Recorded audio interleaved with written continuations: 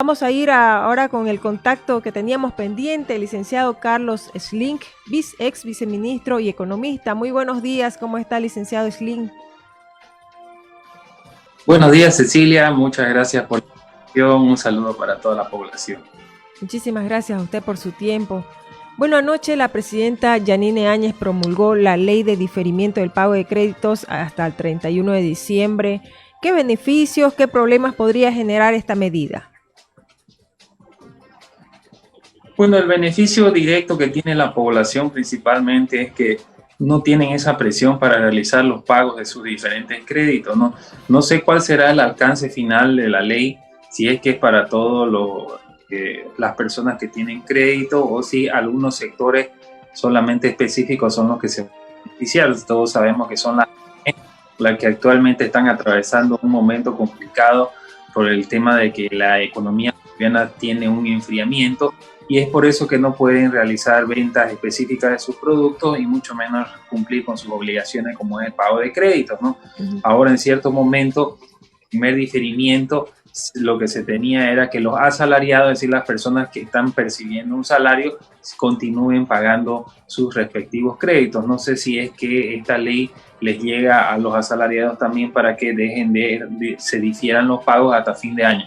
Claro, eso por el lado, obviamente, justamente, perdón que de le los interrumpa, beneficiarios. esta mañana, justamente a propósito de eso, licenciado Slint, el ministro de la presidencia dijo que va a haber una reglamentación y que la mayoría de los bolivianos se van a beneficiar, pero hay sectores productivos que no han parado durante la pandemia, los cuales no podrían estar en la misma situación frente a esta ley.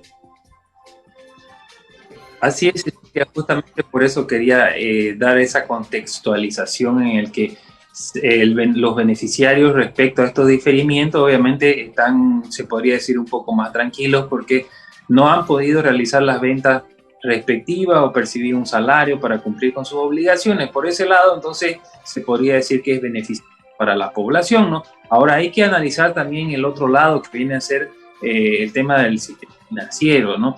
El sistema financiero, por cada mes de diferimiento de pago, significa alrededor de una pérdida de 500 millones de dólares. Es decir, que deja de circular en la economía esa cantidad de plata. No estamos hablando de la ganancia de un banco, estamos hablando de la pérdida de velocidad de circulación del dinero. Entonces, en ese sentido es muy contraproducente, ¿no?, realizar diferimientos tan largos, porque el sistema financiero, al margen de ser un sistema sólido, hay pequeñas entidades que van a sufrir obviamente de esta reducción de pagos de lo que vienen a ser sus créditos, ¿no? En el caso de las cooperativas, en el caso de los fondos específicos, IFD, seguramente se van a ver muy afectados y van a tener que recurrir a un salvataje, ya sea del gobierno o de bancos comerciales mucho más grandes para que puedan absorber, ¿no?, principalmente todos estos compromisos, ¿no? Entonces, son los dos escenarios que hay que tomar en cuenta. No creo que sea tan beneficioso para todo el sistema financiero diferir el pago para todos los ciudadanos que tienen un crédito.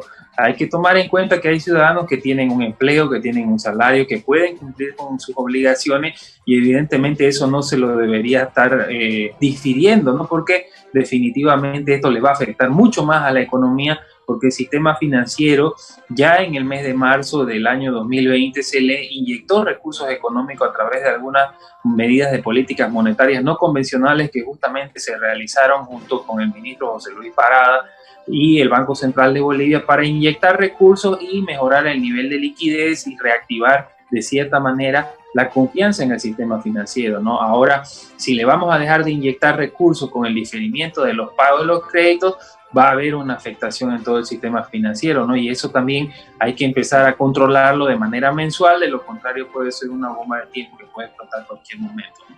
Claro, la banca ya venía diciendo de que si se prolongaba ese diferimiento, la situación iba a ser insostenible. Sin embargo, también habían sectores sociales, por ejemplo, los transportistas, que habían dado plazo justamente hasta este miércoles para que se apruebe esta ley, y si no, iban a iniciar bloqueos. Es decir, había una presión social también, ¿no? ¿Es complicada en ese sentido la situación? Claro que sí, ¿no? Las presiones sociales obviamente no salvan ninguna variable macroeconómica. Estamos, y es entendible, de que hay muchos sectores de que necesitan un diferimiento en todos los pagos de sus créditos. El sector transporte seguramente, por lo que se ha enfriado la economía, no está percibiendo la misma cantidad de recursos que lo que vivía en anteriores años respecto a las actividades que iban desempeñando. Pero, por ejemplo, las personas que trabajan en el sistema financiero mismo, seguramente muchos tienen créditos y están percibiendo un salario porque la banca nunca cerró, ¿no? Hablamos también del tema de salud, lo que viene a ser el tema de ventas de medicamentos, con el tema de la farmacia.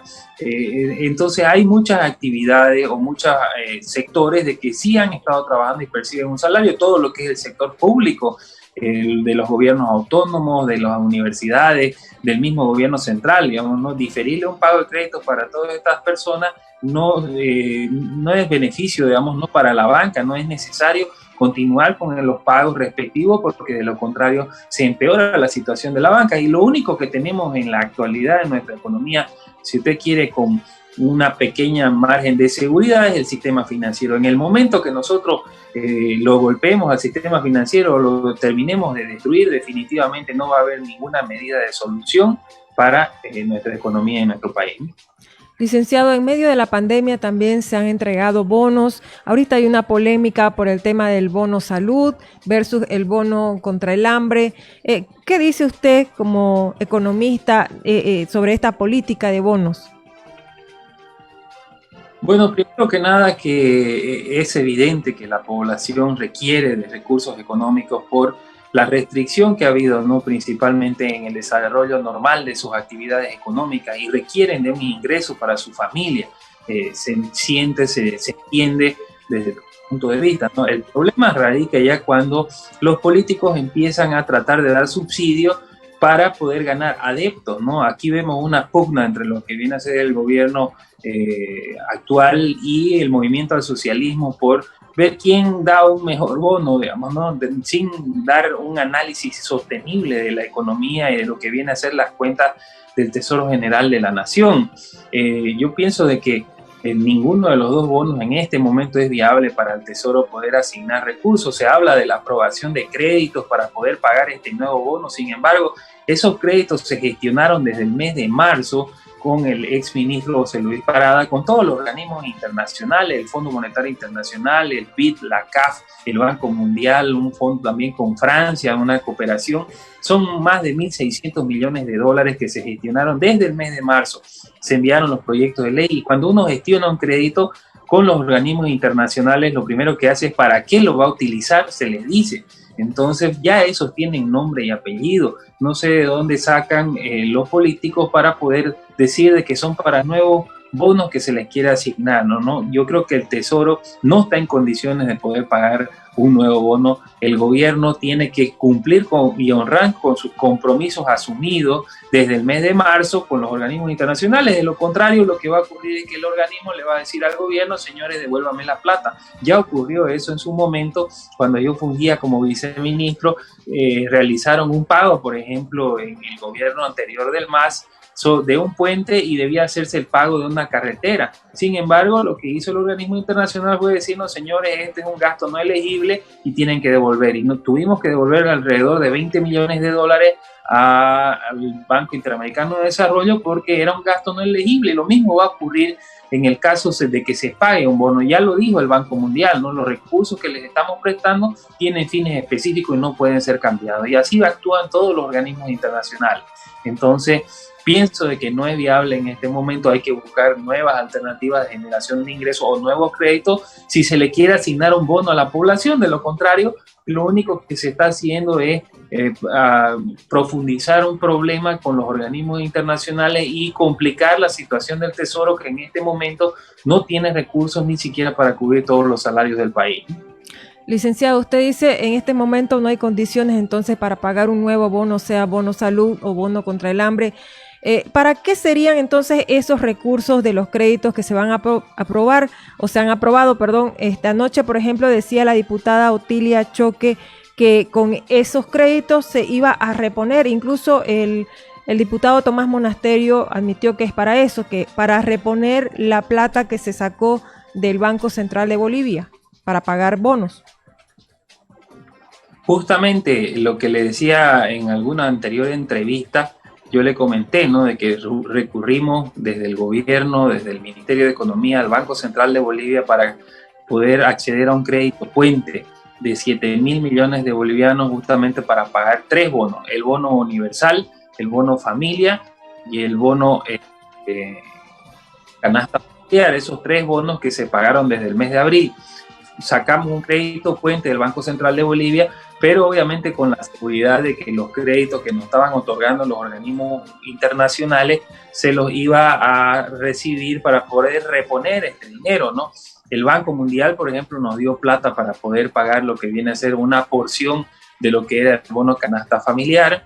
También de la misma manera lo hizo el BID para ese bono y también para los subsidios de los pagos de los servicios básicos. Por ejemplo, hasta ahora no se han aprobado los créditos para poder pagar la luz, el agua, los 3 meses que se comprometió el gobierno a poder pagarle a la población, ¿no? Por justamente ese párate que se estaban cerrando las ciudades y se tenía una escala, ¿no? Principalmente de los que consumían menos, a los más pobres les llegaba la totalidad del pago de su factura. Hablamos aproximadamente de 100 millones de dólares en lo que es electricidad y unos 40 millones de dólares en lo que viene a ser agua. Entonces, esta plata es de los créditos justamente que están aprobando, que tiene que ser para el pago de esta subvención, este subsidio que se le está dando a la población, y también para devolver los pagos de los anteriores bonos que ya se realizaron. El crédito de la CAF y el crédito del Fondo Monetario Internacional son apoyos presupuestarios, evidentemente, para poder realizar el movimiento económico que requiere el Tesoro General de la Nación. Entre ellos, por ejemplo, se calculó el pago de la renta dignidad también hasta el mes de diciembre, porque hubo una reducción de ingresos de las recaudaciones por el IDH, que es de donde sale en la actualidad el pago de la renta dignidad, y se tenía que buscar una fuente de financiamiento seguro. Esto se lo hizo a través de los organismos internacionales para que nos presten estos recursos, ¿no? Entonces, ya se hizo toda esa gestión, tienen nombre y apellido, hay que hacer la devolución al Banco Central de Bolivia. De lo contrario, puede provocar algunos efectos en la macroeconomía de nuestro país. Meter mucho dinero, seguir pidiéndonos prestado del Banco Central de Bolivia podía producir mayor inflación, podía producir presión sobre lo que viene a ser demanda de dólares, reducción de reservas, incrementos de tasa de interés. Por eso es que hay que analizar de manera minuciosa todas las variables macroeconómicas. No es que los políticos, porque tienen un afán político de ganar mayores adeptos, poder decidir qué van a hacer con los recursos de los créditos o del Banco Central de Bolivia o del Tesoro.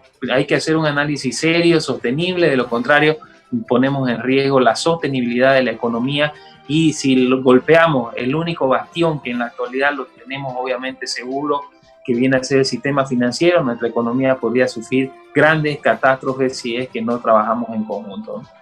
Bueno, le agradezco muchísimo al licenciado Carlos Schlink, ex viceministro y economista. Muy amable por su tiempo.